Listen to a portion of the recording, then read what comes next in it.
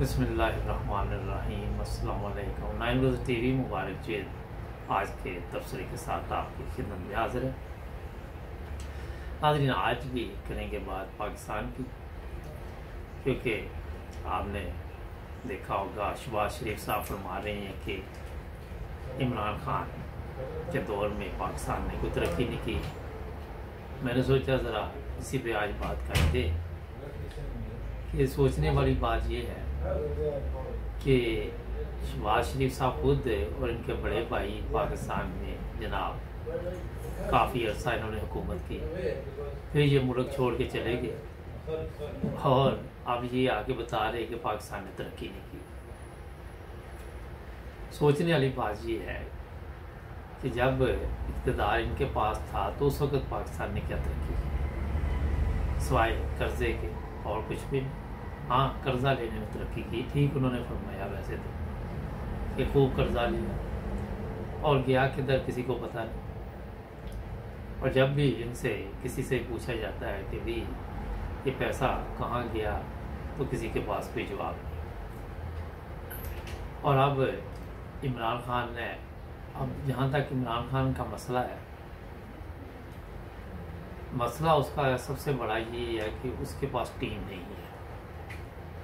एक नालायक टीम है और उसको लेके वो चल रहे हैं।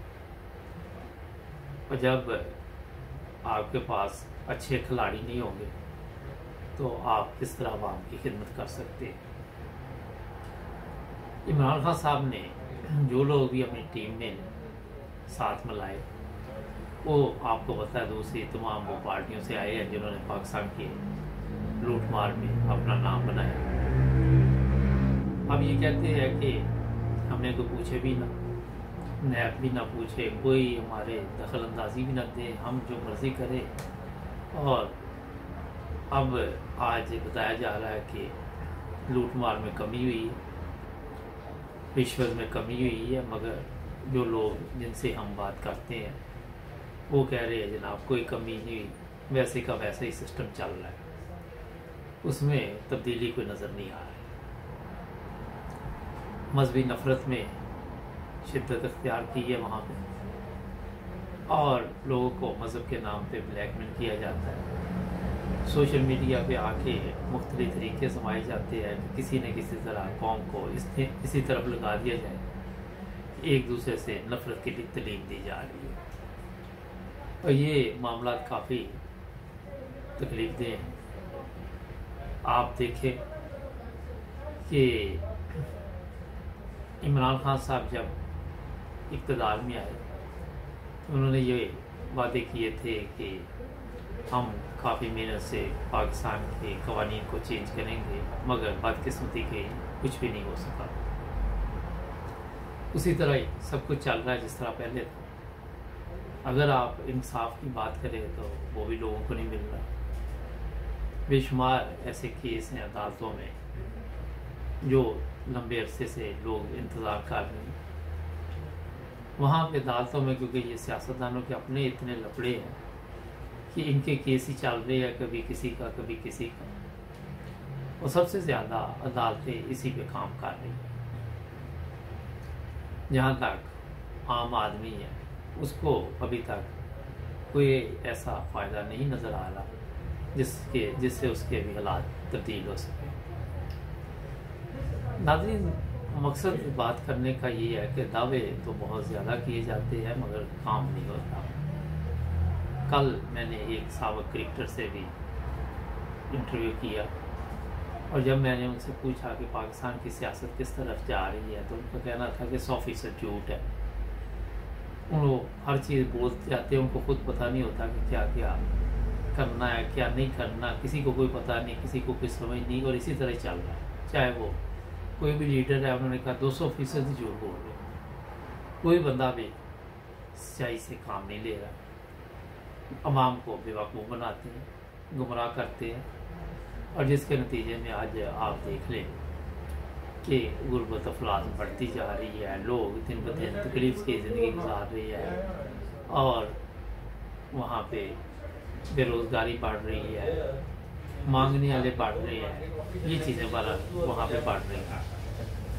नाज़रीन, बताने का मकसद ये है कि कोई भी हुक्मरान वहाँ पे आता है, वो आके सब्ज़ बाग दिखाएगा आपको, मगर काम कोई नहीं होगा। जो लोग भी कोई अगर मेरा मतलब कोई शरीफ आदमी आ भी जाए काम करने वाला, तो उसका जीना हराम कर देंगे।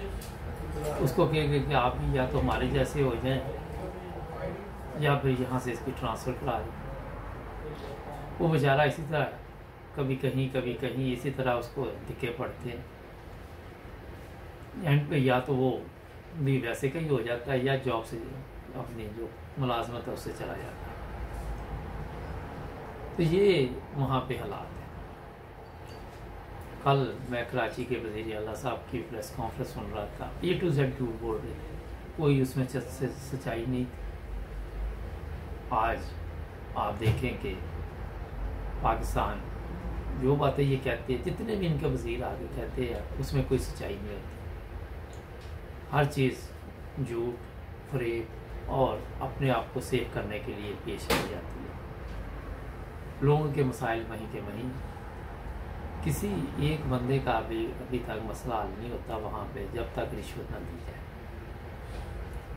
रिश्वत के बगैर काम करना बड़ा मुश्किल है। ये अब नहीं रिश्वत शुरू हुई। मैं एक दोस्त का प्रोग्राम देख रहा था, वो कह रहा था कि वो कहते हैं जी फाइल है, इसको व्हील लगवाएं, पहिए लगवाएं, तो ये फिर फाइल बड़ी तेज़ी से घूमती है। और आप देख सकते हैं कि पहिए जिसको लगे या वो चलेगा, जिसको नहीं लगे वो बेचारा खज्जल ख़राब हो जाएगा। तो ये तकलीफ़देह चीज़ें हैं पाकिस्तान में। मैंने कहा थोड़ी सी सियासत पे बात भी होनी चाहिए। नाज़रीन, पाकिस्तान में अहमदी जो लोग हैं, उनको अच्छी जगह पे इसलिए मुलाजमत नहीं मिलती कि वो ईमानदार हैं, और यही सबसे बड़ा मसला है जो मैंने आपको पहले भी बताया। जहाँ भी आपको कोई अहमदी नज़र आएगा, अच्छी जगह पे जाने की कोशिश करेगा, उसे फिर वो मुलाजमत से फारग कर देंगे, या देंगे नहीं, देते ही नहीं। और उनके लिए ये भी सबसे बड़ा प्रॉब्लम है कि जो पाकिस्तान है नॉर्मल, तो वहाँ सब बराबर हैं जो भी पाकिस्तानी नेशनल है, मगर क्योंकि पाकिस्तान में ऊंच नीच वाला एक कानून बना दिया गया होगा 74 में, फिर उस पर आपको पता ही ज़िया-उल-हक ने 84 में एक आर्डिनेंस भी 12 दफ़ा हमने बताया कि जारी किया, जिसकी वजह से बहुत से ऐसे अहमदी हैं जिन्होंने मुल्क भी छोड़ दिया, और कई हैं जिनको मुलाजमत से फारग कर दिया गया, और बेशुमार ऐसे भी हैं जो मुलाजमत के हकदार तो हैं मगर उनको दिया मुलाजमत देते नहीं हैं। जब वहाँ पे लिख देते हैं, फॉर्म निकाले हुए हैं। ये बात आज करने का मकसद ये था कि नॉर्मल वहाँ पे सिर्फ पाकिस्तानी, और इन चीज़ों की ज़रूरत नहीं है कि आप वहाँ पे एक अलहदा ऐसा कुछ लिखें कि ये यहाँ साइन करें, फिर हम चेक करेंगे आपका किस मज़हब से ताल्लुक़ है, और फिर उसको अगर वो अहमदी है तो उसको जनाब हाई लेवल पे मुलाजमत नहीं मिलेगी। और ये चीज़ें तकलीफ दें। अब इसका जवाब किसी ज़िम्मेदार बंदे के पास नहीं होगा। अगर होगा भी तो वो झूठ होगा, सच नहीं होगा। और मैं आपको ये बताऊं, जो मैं बात कर रहा हूँ कि अगर ये अहमदियों को मुलाजमत देते हैं अच्छी जगह पे, तो पाकिस्तान की हालत बहुत जगह ठीक हो सकती है, और वहाँ पे लोगों में ऑटोमेटिक ईमानदारी आएगी। वहाँ पे ये जितने आर्डिनेंस है, कई दफ़ा मैंने कहा ख़त्म करने चाहिए। लोगों में शऊर आएगा, अपने अपने बारे में बताएंगे लोग, अहमदी अपने बारे में दूसरे लोगों को बताएंगे, और उससे दूसरे लोगों तक भी जब पैगाम पहुँचेगा, वो इसी से तब्दीली आएगी पाकिस्तान में। क्योंकि आपको ये तो पता ही है कि जितने भी तरक्की याफ्ता ममालिक हैं, वहाँ पे अहमदी जितने भी रहते हैं उनको इज़्ज़त की निगाह से देखा जाता है, और उन्हीं को हकीकी मुसलमान भी समझा जाता है। ना कोई लड़ाई, ना कोई झगड़ा, ना कोई एहतजाज, ना कोई जलसा, ना कोई जुलूस, ना कोई बद रस्म, कोई चीज़ नहीं, ना कोई इसी पे तशद्दुद, कोई चीज़ नहीं। अगर आप देखें कितने जुल्म पाकिस्तान में किए जाते हैं, फिर भी खामोश हो जाती है और ये दुआ करते हैं, यही कर सकते हैं और क्या कर सकते हैं। तो मकसद ये बात करने का है कि पाकिस्तान में जो तरक्की नहीं हो रही उसकी एक सबसे बड़ी वजह ये भी है, क्योंकि जिस तरह दूसरे ममालिक, आप यूरोप अगर देखें तो दिन ब दिन तरक्की कर रहा है, लोग अच्छी ज़िंदगी गुजार रहे हैं और हर बंदे की, पाकिस्तान में भी तकरीबन 99% लोग जो है, फीसद लोग जो है वो चाहते हैं कि यूरोप में जाए, अमेरिका जाए, अच्छी ज़िंदगी गुजारे, अच्छा माहौल और अच्छी खुराक, बगैर मिलावट के, बगैर रिश्वत के ज़िंदगी। तो क्यों नहीं ये हमारे मुल्क में किया जाए कि हम इन चीज़ों से पाक करें अपने मुल्क को, और वो कर सिर्फ अहमदी सकती है, ये मैं आपको गारंटी देता हूँ। क्योंकि आपके पास कोई टीम नहीं है, कोई शऊर नहीं, लोगों में शऊर नहीं है, लोगों को इल्म नहीं इन चीज़ों का। तो सबसे बड़ा इशू जो है पाकिस्तान की मांग का वो है तरबियत।